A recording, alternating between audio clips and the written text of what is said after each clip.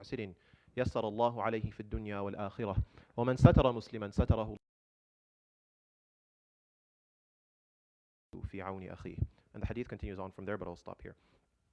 It is narrated in the books of Imam Muslim, in the Sahih of Imam Muslim, on the authority of Abu Hurairah, that the Prophet of Allah sallallahu alaihi wasallam said, "Man yasara ala mu'sirin yasara Allahu alayhi fi dunya wal akhirah." Whosoever man nafas an mu'minin kurbatan, that is, whosoever alleviates from a Muslim, from a mu'min, a calamity or a disaster or a tribulation, some sort of affliction. Whoever alleviates that from a fellow Muslim, Allah subhanahu wa ta'ala will alleviate upon him or from him a difficulty or a disaster of the disasters of the Day of Judgment.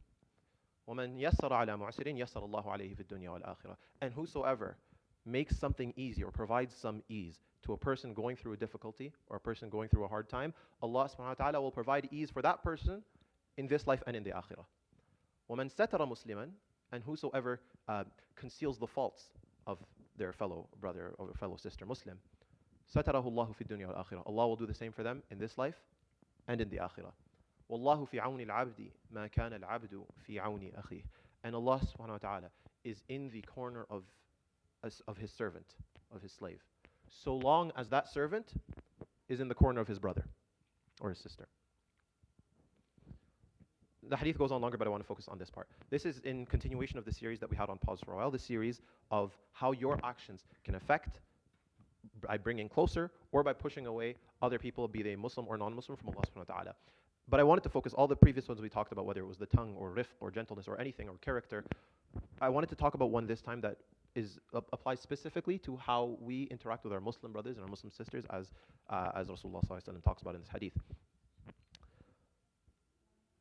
We live in a time where, especially in these parts of the world, we have a lot of there's an increasing feeling of isolation, where everyone's just busy, worrying about their problems, and there's not, you don't get. Alhamdulillah, if you come to the masjid, you may, or if you're involved in some other community, you may not get this as often. But there's a large problem of people feeling isolated and dealing with whatever problems they're going through in life their way, and nobody has time to check up on another or focus on another or help another, and everyone's just so focused on their individual lifestyles and problems, and it makes sense obviously. However, we're missing a key part of the community, not only, but also of da'wah, of how you can be the reason for someone, even if they've already accepted the shahada, the person's already a Muslim, they already say la ilaha illallah Muhammad Rasulullah, a way that you can be the reason that someone comes closer to Islam, or a way that you can also be the reason that someone goes farther from it. وَالْعِيَاذُ بِاللَّهِ. What are the ways Rasulullah talks about here, right? نَفَسَ عَنْ مُؤْمِنٍ كُرْبَةً. You alleviate or help someone out of a disaster or a difficulty, something of a major consequence on your brother or your sister's life, and you help them out of it. This is not just about the fact that it may bring them closer to Islam, or it may bring them closer to Allah subhanahu wa ta'ala. It's not just about that. What does Rasulullah promise for you? This is the promise of Rasulullah himself. What does he promise for you if you do that? نَفَّسَ اللَّهُ عَنْهُ كُرْبَةً مِنْ كُرَبِ يَوْمِ الْقِيَامَةِ.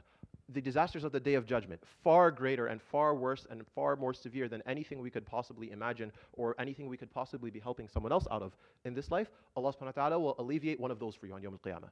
But it doesn't stop there. It's not just help your brother, Allah subhanahu wa ta'ala will help you. Rasulullah gets specific. He tells you exactly which ways you can do it. نَفَّسْ عَنْ مُؤْمِنٍ كُرْبَةً. What's the second one? يَسَّرَ عَلَى مُعْسِرٍ يَسَّرَ اللَّهُ عَلَيْهِ فِي الدُّنْيَا وَالْآخِرَةِ. Okay, that was something severe, something like a high affliction, a high tribulation. What about something simpler? يَسَّرَ عَلَى مُعْسِرٍ. Someone's going through some sort of difficulty, you help them out of it, you make it easier for them. You just provide them some sort of ease. يَسَّرَ اللَّهُ عَلَيْهِ فِي الدُّنْيَا وَالْآخِرَةِ. Allah subhanahu wa ta'ala will provide for you ease in this life and in the akhirah, both. This is the promise of Rasulullah.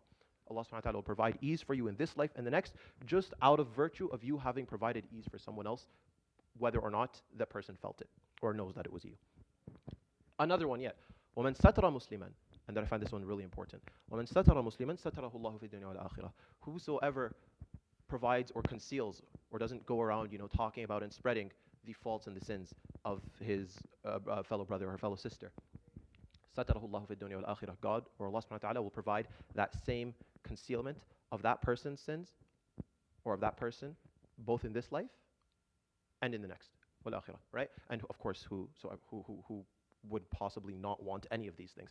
So Rasulullah is getting very specific here, and he tells you the exact ways you can do it, and he doesn't just tell you to do it because of the effect it may have on the person. He tells you to do it because of what you have to gain out of it yourself.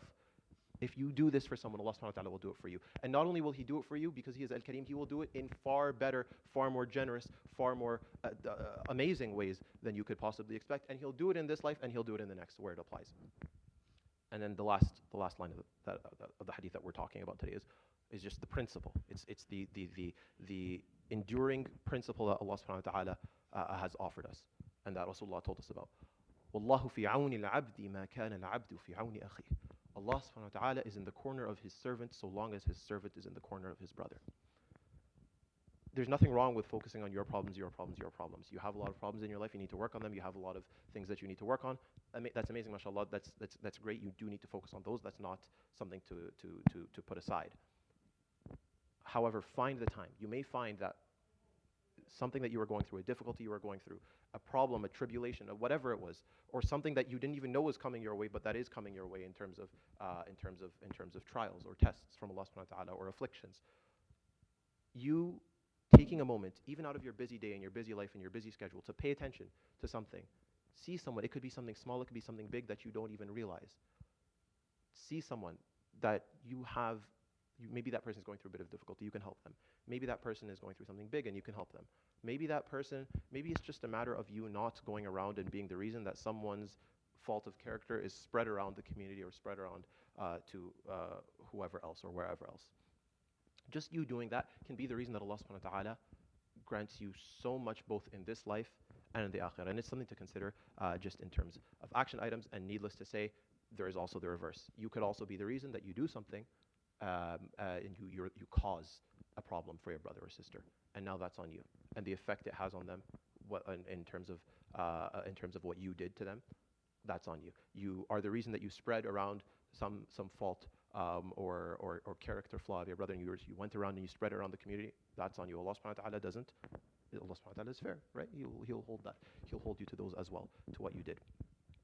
The reward is immense as well as the danger is immense if you do the opposite. So it's something to keep in mind. I hope that was a benefit. Subhanakallahumma bihamdik nashhadu an la ilaha illa ant nastaghfiruka wa natubu ilayk wa sallallahu wa sallam wa barak ala nabiyyina Muhammad wa ala alihi wa sahbihi ajma'in.